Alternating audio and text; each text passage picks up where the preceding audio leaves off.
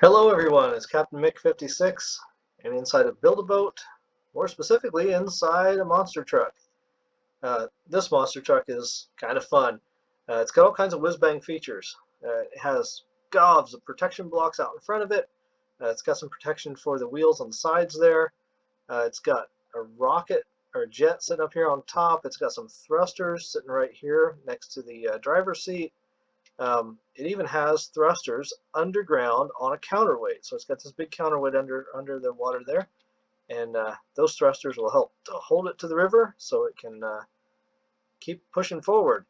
The suspension on these trucks don't do anything. They're locked down by gold blocks that are invisible. I can unlock them, but it really doesn't work very well. There's nothing specifically wrong with it other than it's just kind of floppy and jiggly. And anyway, if you got a bunch of invisible protection blocks out in front of you, and you have suspension and it bounces those blocks up and down, you can see just as I drive, you can see the invisible blocks. They just bounce like crazy out there in front. Um, if you have suspension on, it's even worse. It gets really bouncy and needs to be a different kind of suspension. I've got some stuff that works well, but this springs is not one of them that really do great.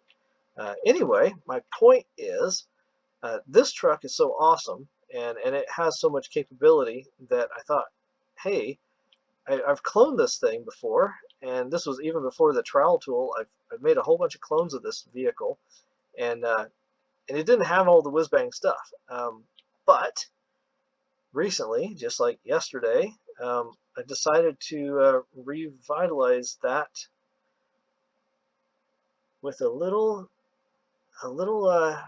fixing up. So I had these things already, and they didn't have any special properties at all. I ended up taking two of the trucks and pitching them down the river and changing the way this build looks, this save. I put counterweights under each one of the trucks, and each one of the trucks has protection blocks out in front of it. And of course, these are plastic. I always use plastic because they're lightweight. I don't have to worry about compensating for the weight of the protection block. It's not the largest protection block, certainly not as big as that previous truck was, but they do work, and they're available for everybody to drive if you're in a game with me. And they're fun enough. They do get down the river, and if you're lucky, and I'm not talking like 1 in 100 type of things here. I'm talking about like 1 out of 2 or 3 times you try one of these things, you'll make it to the end.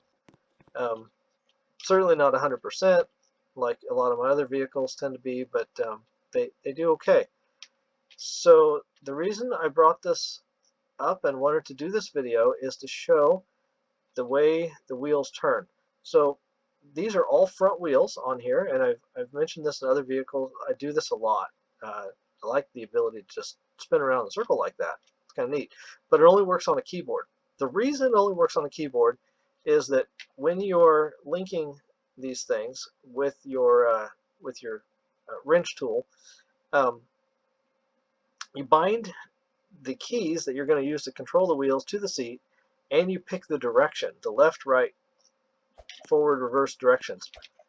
So a tablet with a touchscreen doesn't pay any attention to your key bindings because, of course, it's not keys like that. So these trucks, they have front wheels and back wheels.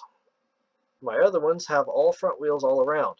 So 2 trucks, the orange-white trucks here, they've been made with front wheels and back wheels so that they will work correctly on a tablet, touchscreen, and I believe controllers like Xbox and stuff like that.